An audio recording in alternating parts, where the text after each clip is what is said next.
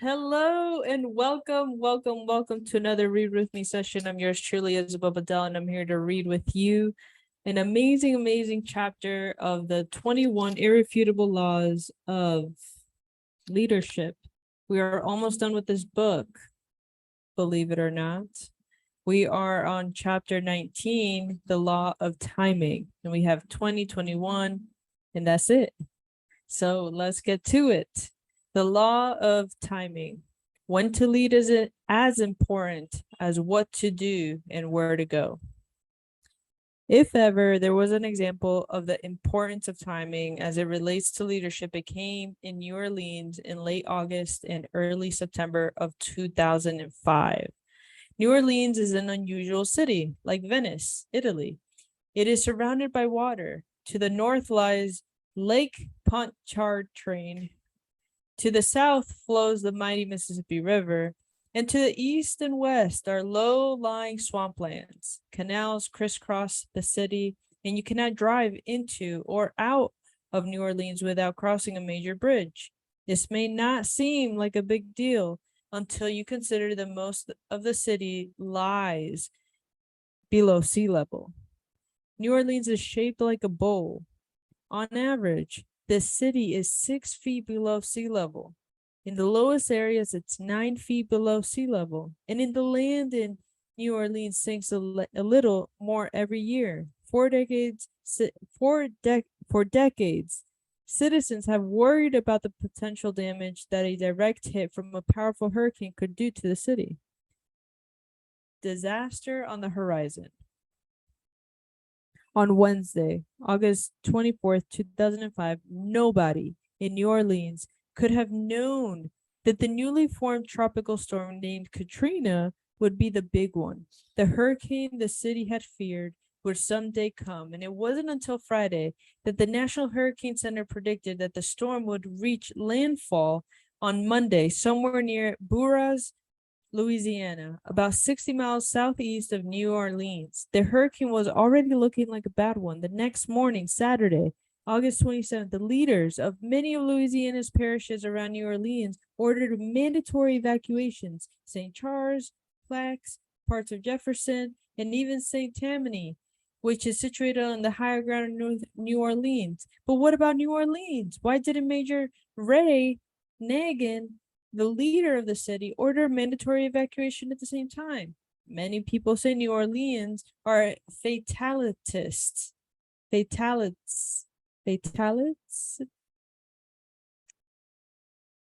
because they can't be made to move any faster than they want to go. Others say that Nagin, a businessman before he was elected, was worried about the legal and financial implications of an evacuation. And I say he and others in government didn't understand the law of timing. When to lead is as important as what to do and where to go. The time to move people out of New Orleans was when the other parish leaders announced their mandatory evacuations. Nagin waited. On Saturday evening, he finally announced a voluntary evacuation of New Orleans. Only after Max Mayfield, the director of the National Hurricane Center, called Nagin on Saturday night did the mayor become concerned enough to act. And Max scraped the crap out of me, Nagin is reported to have said after that call. Too little, too late. The next morning at 9 o'clock, Nagin finally ordered a mandatory evacuation, fewer than 24 hours before the hurricane could make landfall. It was too late for many citizens of New Orleans, and how did he plan to help those people who couldn't make it out of their town on such short notice? He advised them to go to the Superdome, the city's shelter of last resort, however they could. But he made no real provisions for them. In a press conference, Nagin even said, if you can't leave the city and you can't make it to the Superdome, come with enough food, perishable items, non-perishable items to last 3 to 5 days, and come with blankets and pillows. No weapons, no alcohol, no drugs.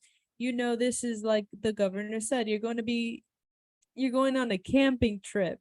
And if you don't know what that's like, just bring enough stuff for you to be able to sleep on and get comfortable. It's not going It's not going to be the best environment, but at least you will be safe. That's what he said to the people of New Orleans. That's intense. The results of Negan's leadership played out in the national coverage of Katrina and its aftermath. Water was flowing into parts of the city by 9 o'clock Monday morning.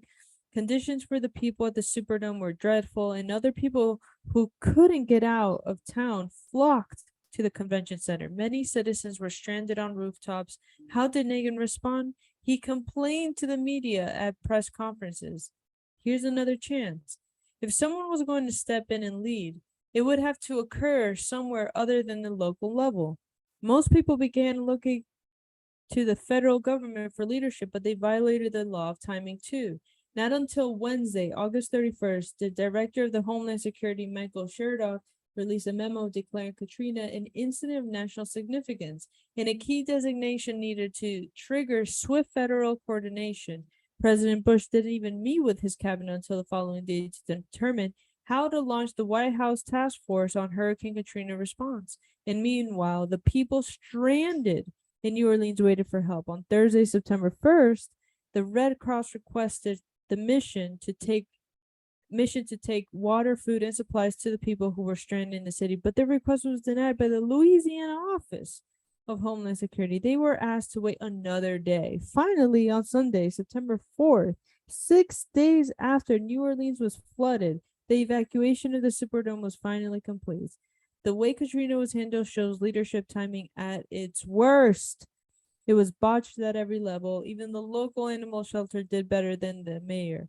2 days prior to Katrina's arrival, evacuated hundreds of animals to Houston, Texas, and in the end, more than 1,800 people died as a result of the hurricane, and over 1,500 people of those were people from Louisiana.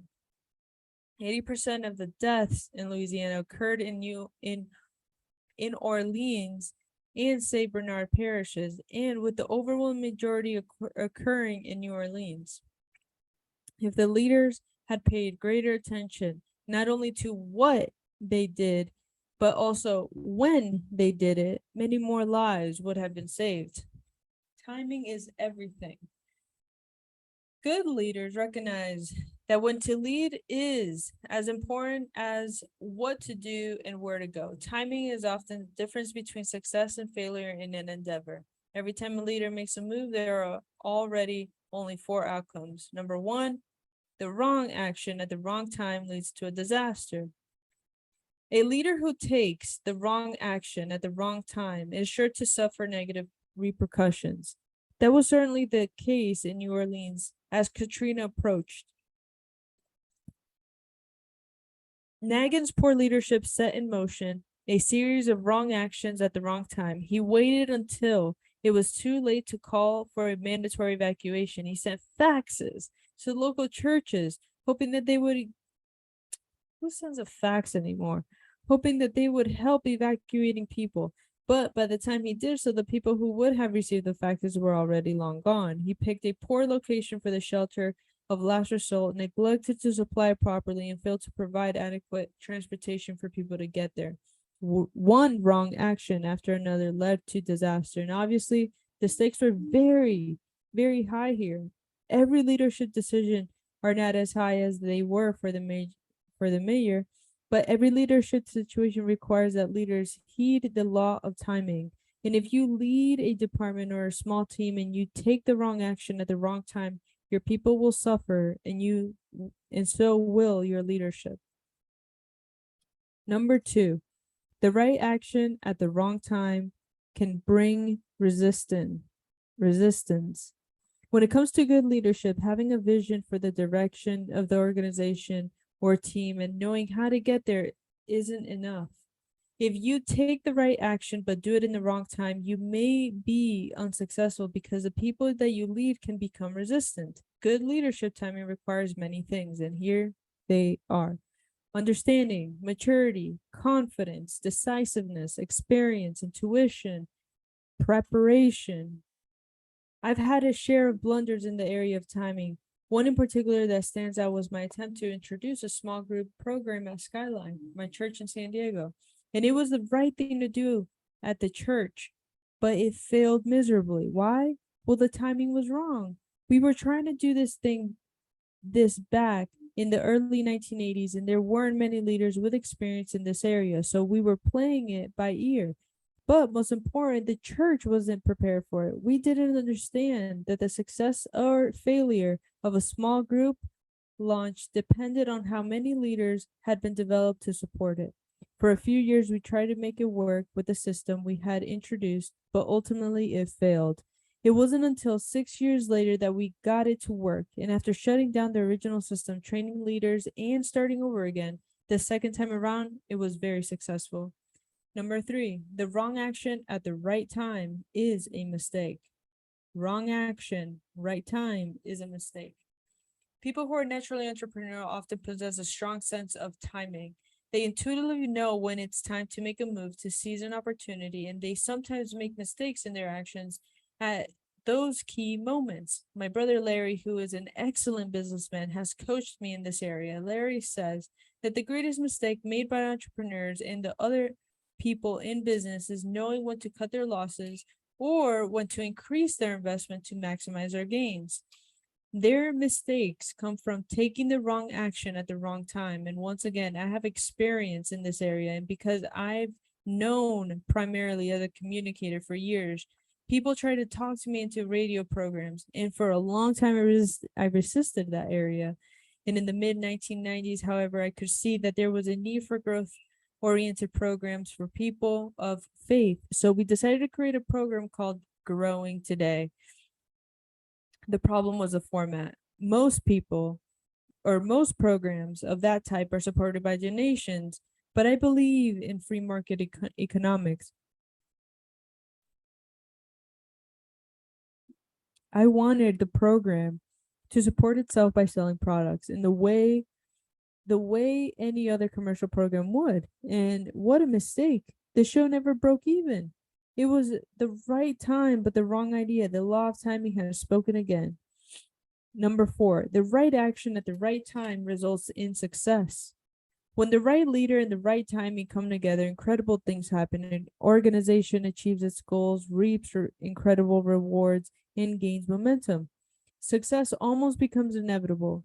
And if you look at the history of nearly any organization, you will find a pivotal moment when the right leader took the right action at the right time. And it transformed the organization. Winston Churchill, whose greatest in leadership depended on the law of timing, described the impact that leaders can make and the satisfaction that they can experience when they take the right action at the right time. He said, there comes a special moment in everyone's life, a moment for which that person was born. That special opportunity when she seizes it, will fulfill her mission, a mission for which she is uniquely qualified. And in that moment, she finds greatness. And in her finest hour, every leader desires to experience that moment. The crucible of war displays timing. When the stakes are high, the consequences of the law of timing are dramatic and immediate.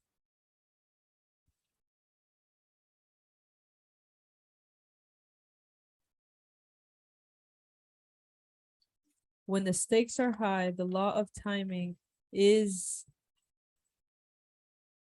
dramatic and immediate.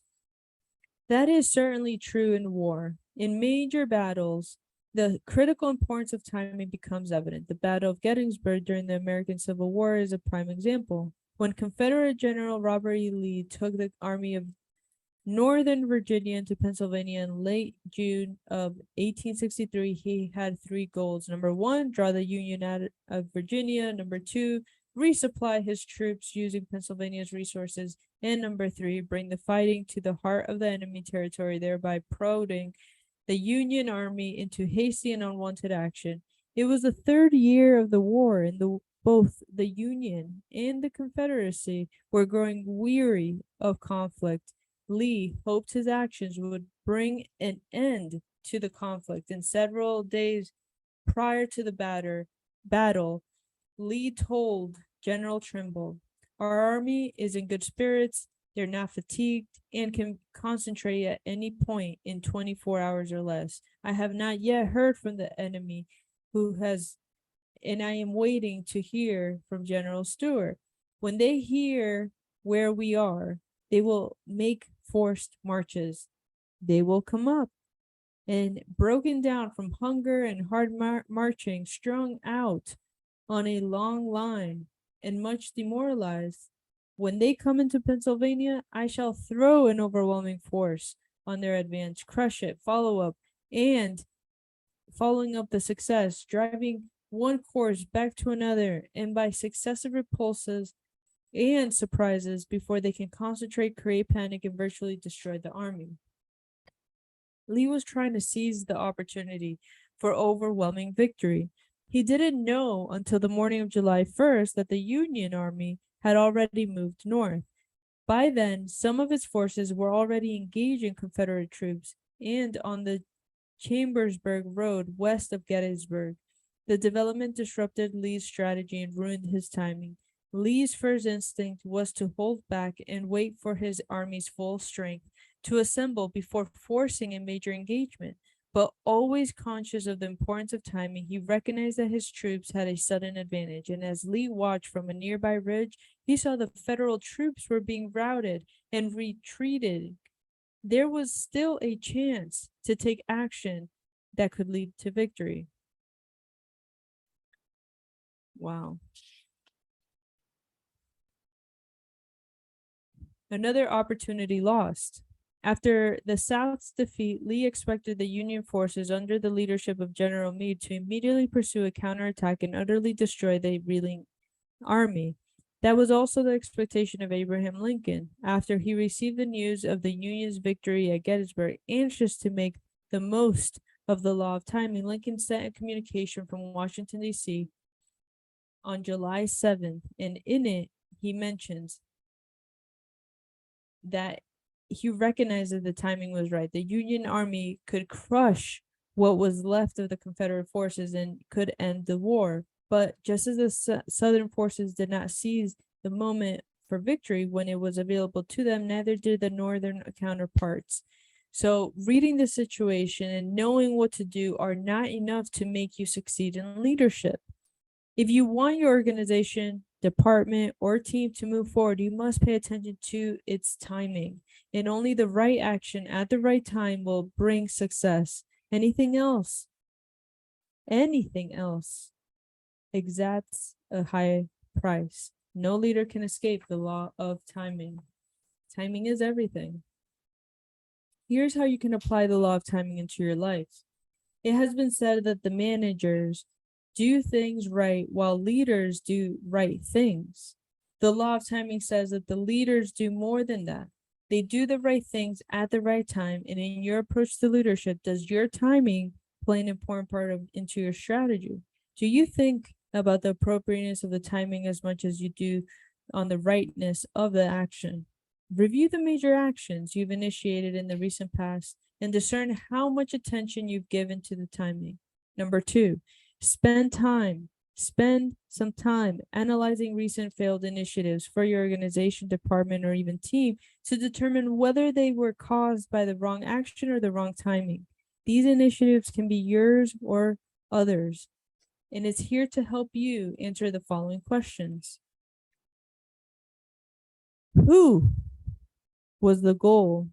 What was the goal of the initiative? Who was the initial response? Who was the individual responsible for leading it? What factors were taken into account while the strategy was planned? Whose experience did the strategy draw upon? What was the condition or temperature of the organization at the time of the launch? And what were the market or industry conditions? What leverage was available and being used to aid in the initiative? What factors were clearly working against it? Might the initiative have been more successful had it been launched earlier, either earlier or later? Why did the initiative ultimately fail? And number 3, as you prepare to engage in future plans, use the list of factors from the chapter to prepare for the timing of your actions. Understanding. Do you have a firm grasp of the situation? Maturity. Are your motives right? Confidence. Do you believe in what you are doing? Decisiveness. Can you initiate action with confidence and win people's trust? Experience. Have you drawn upon wisdom from others to inform your strategy? Intuition. Have you taken into account intangibles such as momentum and morale? Preparation. Have you done everything that you must to set up your team for success? Remember, the only right action at the right time will bring success to your team, department, or organization. That was the law of timing, ladies and gentlemen. That was the law of timing. And in the next video, we're going to be going over the law of explosive growth, which is really, really powerful. Just a little excerpt from that is, I had discovered the law of explosive growth to add growth, to lead followers, to multiply. That is the law of the leader. That is the math of leaders. And that's what we're going to be covering in the next chapter, the law of explosive growth. I'll see you next time. Talk to you soon. Bye.